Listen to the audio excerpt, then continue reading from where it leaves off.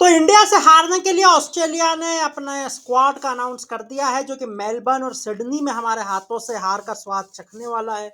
ये मैं इसलिए बोल रहा हूँ बिकॉज ये 11 साल से तो इंडिया हारा नहीं है, दोनों ही स्टेडियम मेलबर्न और सिडनी में। तो इस बार भी हारे इसकी चांसेस कम लग रही है, बिकॉज कंगारू पैनिक में तो है।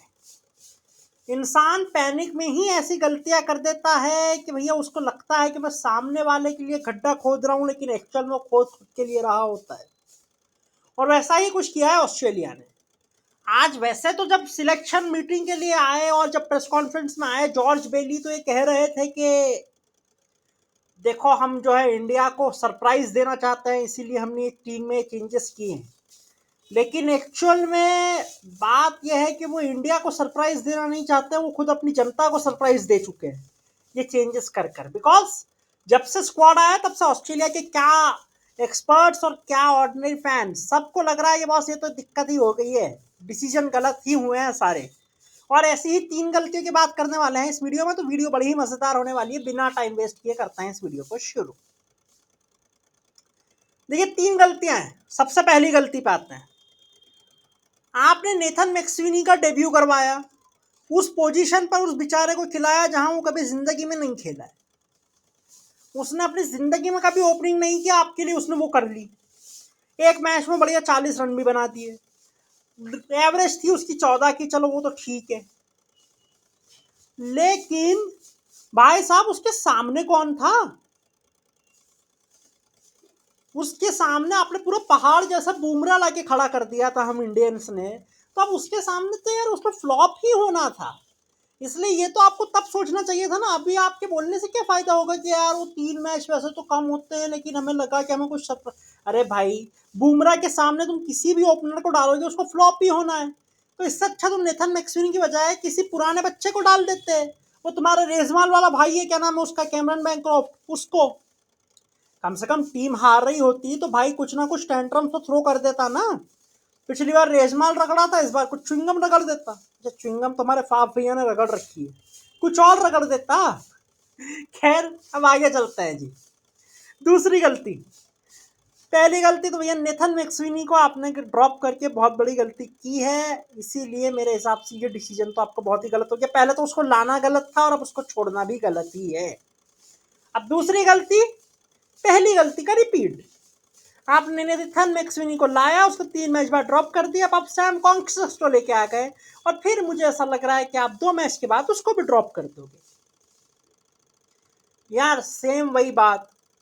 आपने उस बेचारे 19 साल के बच्चे का डेब्यू करवाना है एमसीजी में बॉक्सिंग डे के मैदान पर, और बॉक्सिंग डे के उस मैदान पर आप उसका डेब्यू करवा के उसको छोड़ दोगे जसप्रीत बुमराह के सामने, तो कोई सेंस बनेगा इस बात का?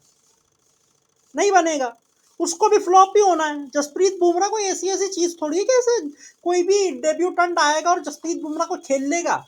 जिस फॉर्म में अभी जस्सी भाई चल रहे हैं ना, उन्हें प्राइम मैथ्यू हेडन और जस्टिन लैंगर भी नहीं खेल पाएंगे। तो अब इन बच्चों को तो जाने ही दीजिए।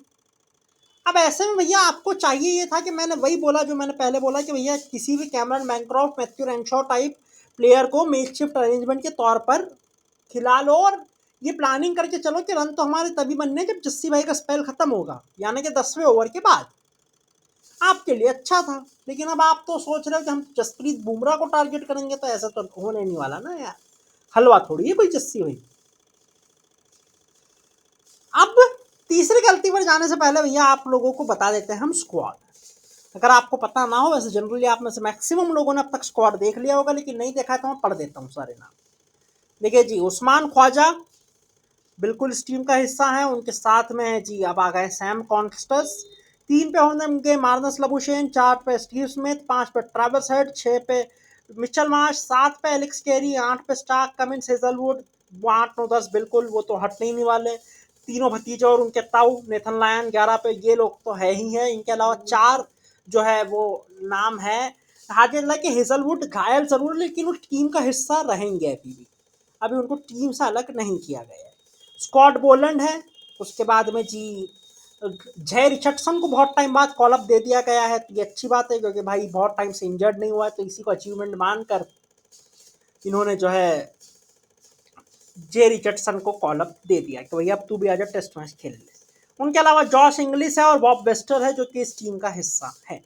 जॉश इंग्लिश के लिए भी ये बात चल रही कि हो सकता है कि सैम कॉन्स्टस नहीं बल्कि जॉश इंग्लिश हमें ओपन करते हुए दिख जाए। अब वो तो देखना पड़ेगा भैया, जॉश इंग्लिश चलो कम से कम एक्सपीरियंस बंदा तो है, रेड बॉल में नहीं तो वाइट बॉल में उसने खेल तो रखा है ऑस्ट्रेलिया के लिए।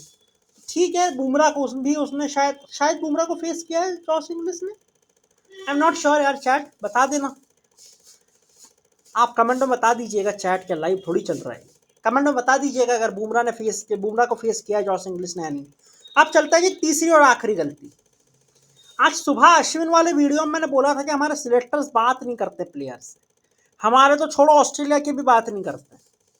अब तक आपको बात नहीं कर लेनी चाहिए उस्मान ख्वाजा से या मार्नस लबुशेन से या ट्रेविस हेड, स्टीव स्मिथ से कि भैया तुम्हारा क्या है, तुम कब तक खेलोगे, या नेथन लायन से, वो बॉलर्स से आपके तीनों से।